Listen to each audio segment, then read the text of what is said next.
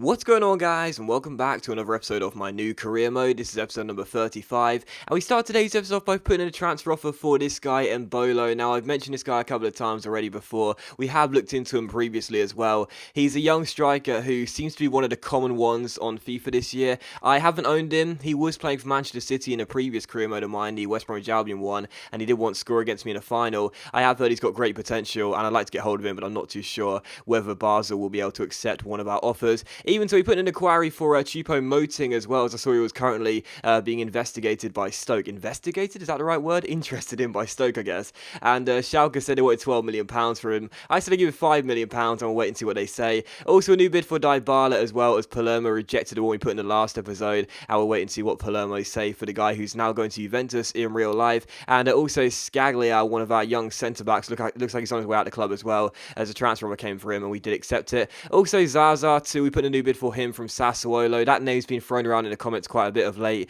and I would like to get hold of Zaza, of course Italian, so I do like to sign players that come from the same nation as the club as well, but Sassuolo seem to want, over £10 million for the guy, which isn't too much considering he's a 78 overall striker with many years to grow, but I'm not too sure I want to pay that for a striker who probably wouldn't go into the first team straight away.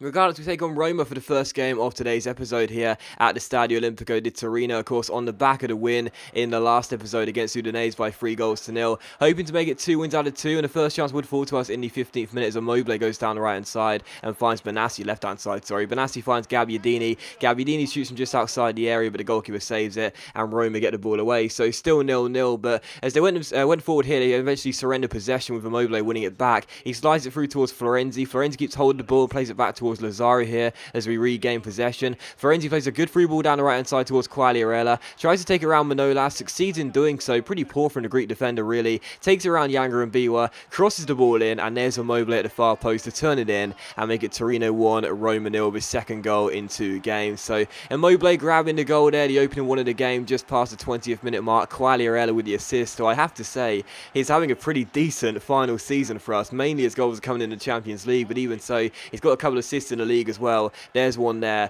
lovely drill across the face to goal, and Immobile right now our top scorer banging in another one as he reaches double figures in the season. So Torino 1, Roma 0, and in the 34th minute here a great chance to make it 2-0 as Immobile's on the ball looking for his second goal of the game, keeps holding the ball, eventually plays it out wide towards Darmian. Darmian gets inside to shoot, but he puts the shot wide the post and into the side netting, and that was a really good chance to make it Torino 1, Roma 0. But from the goal kick here, eventually it's played long by the goalkeeper towards Doumbia, and it falls to Benassi. Benassi controls and plays it through towards Quagliarella. Nice little back heel towards Florenzi here. Quagliarella continues his run, gets picked out here in the centre, takes it around Manolas again and smashes the ball just wide of the post and into the hoardings. So still Torino 1, Roma 0, and Quagliarella should have made it 2-0 there. But in the 45th minute, a great chance for Roma to equalise, one of their first chances of the game, and sadly for us they would as well. Doumbia grabs the goal. Bernie saved the initial shot which Roma took, but as it fell to Doumbia, the Ivory Coast striker there, I was so frustrated because I positioned Darmian on the line in the hopes that maybe it'll go towards him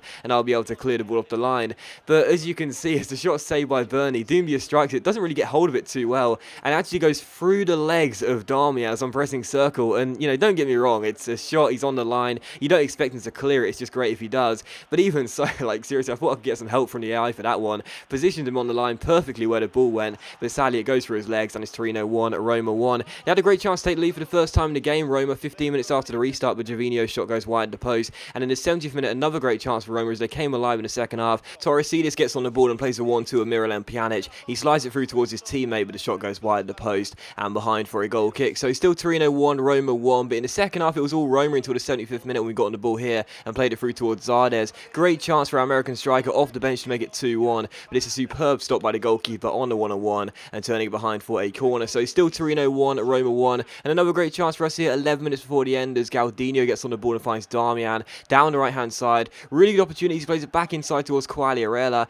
Quagliarella gets on the ball, takes it around his man, it keeps on going, De Rossi's backing off, and Quagliarella smashes the ball into the back of the net and makes it Torino 2, Roma 1. So I said he was having a pretty good season so far for us. Obviously most of his goals are coming in the Champions League. In fact, I think all of his goals are coming in the Champions League even. But even so, Quagliarella there, it wasn't De Rossi backing off, it was someone else. But even so, he takes the shot, it goes past the goalkeeper into the back of the net, and it's Torino to Roma 1. You just can't afford to back off a player like Quagliarella. He's got decent shot power, decent long shots as well. Not a bad finish of the ball. First goal in the Serie A this season, despite having a pretty good campaign for us so far. And he makes it Torino 2, Roma 1. The final chance did fall to Roma in stoppage time, but this shot goes into the side netting and behind for a goal kick. And it was how the game would finish as well. Torino 2, Roma 1. So delighted to notch up another win here with Torino. And we're in a really good run right now. You know, a few episodes ago we had a bit of an inconsistent patch, a bit of an inconsistent run of form, weren't playing too well. But that's a good solid win against a decent Roma side there. And right now we're looking like a really decent side. And yes, I know this team is far off completion, but we're making strides in terms of squad progression. And in the league table, it really is showing that as well. So another solid victory, really happy with that. And a good performance all round. I think we did deserve to win it. Following that, Basel came back to us regarding Mbolo and just said no, basically. And I was like, really? Because I would love to get this guy. I've seen his name in the comments so many times, but I don't have an overall on him. I'm pretty sure the last time I scouted him, he was 73 overall at the start of the season.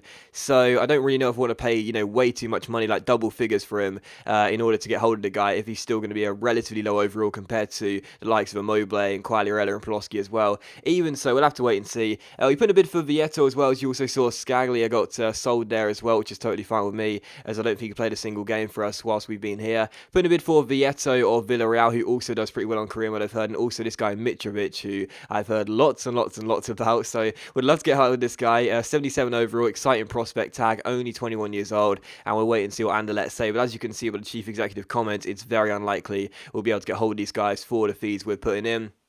Regardless, Palermo came in for Bolanta, and the bid was £2.4 million.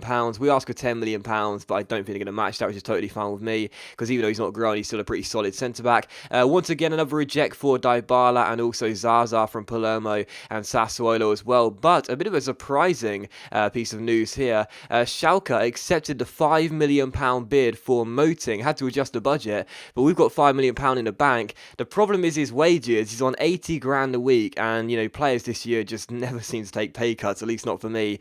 But even so, a £5 million deal for this guy. Now, obviously, I know about him. He's a Cameroonian striker. He can also play on the wings as well. He's a pretty decent player, only 26 years old, and I'm pretty sure he was one of the players that got a decent upgrade as well in January. So I know he's a gold striker, at least. I've seen his Ultimate Team card, so I'd imagine he's in the high 70s. He could be a pretty decent player for £5 million. Yes, 80 grand a week is the frustrating part of that deal, but, you know, £5 million for a striker of his class, 6'3" as well. And one of the reasons why I don't think Pulosky and Immobile have worked out too well together this season is because they're similar strikers. Choupo-Moting will be a completely different type of striker, 6'3", a hold-up man in theory, and I think he could be a pretty decent partner for Immobile up top, with Pulosky dropping to the bench. We'll have to wait and see what he says about the contract though, and we'll come back in the next episode and see what he says. Regardless, we take on Napoli for the second and final game of today's episode here as we travel to the Stadio San Paolo. Napoli, of course, a side I've managed before in career mode, and they take the lead in this game just 12 minutes in. A lovely hold up there and a great finish too by Lorenzo Insigne. He is a transfer target in mind, but probably not for a while considering how much he'll cost. But even so, Napoli 1, Torino 0. And in the 44th minute, a great chance for Napoli to make it 2-0. Insigne finds De Guzman inside towards Luis Adriano. Eventually, Inler plays it through towards Lopez, and on the turn, smashes it past Bernie and makes it Napoli 2, Torino 0. So 2-0 to Napoli here. It's a goal for Lopez, and a bit of a shame as well, because that was a really simple goal for Napoli to score, just like the first one really. The ball was on the ground, they were just passing the ball around the defence, and eventually they worked their way inside here. And the frustrating thing there was with Inler. Look at this, you know, two bodies come towards the guy, Inler, and they both just fall into each other. Really poor defending, my fault obviously, and it's Napoli 2, Torino 0. Just past the hour mark, a great chance for Napoli to make it 3-0 in a game they were controlling as De Guzman crosses the ball in and picks out Insigne, but the header goes just over the bar behind for a goal kick, so still 2-0. And in the 74th minute, a rare attack for us, sees Danilo get on the ball down the right hand side, shoots from range, but the goalkeeper makes a brilliant save and it's cleared off the line as well just before it was about to cross it. So still Napoli 2, Torino 0. One of the final chances fell here in the 82nd minute. Zardes slides it through towards Immobile here, who takes it around Raul Albiol, gets himself inside to shoot and cannons the ball into the back of the net, making it Napoli 2, Torino 1. So great finish by Immobile there, cuts past Raul Albiol, gets himself inside, and it's a really deadly finish by Immobile. Third goal in 3 games, just 11th goal in the Serie A this season, and we get ourselves back in the game later on. One of the final chances fell here in the 90th minute. Napoli had themselves a free kick. Lorenzo Insigne, one of the danger men, was standing over it for Napoli. Eventually, after the second man, dummy runs over the ball, Insigne strikes it, but Bernie makes a save and turns it behind for a corner. So, final score, Napoli 2, Torino 1. Sadly for us, we do lose for the first time in a few games, although the Napoli players didn't seem to want to celebrate the win, and as you'll see here, this is quite funny. Bernie seems to be doing some kind of celebratory strut for a couple of yards, don't know what that's about, but even so, we do lose the game. A bit of a shame, our first defeat in a few, but even so, Napoli did deserve to win. They did play a little bit better than us, even though the stats will say it was quite even. But that does end the episode, guys, so as always, a big thank you for watching the video. Really hope you have enjoyed it. If you have enjoyed today's episode of my new career mode, then please do leave a like, and I'll see you for the next episode of my new career mode very soon.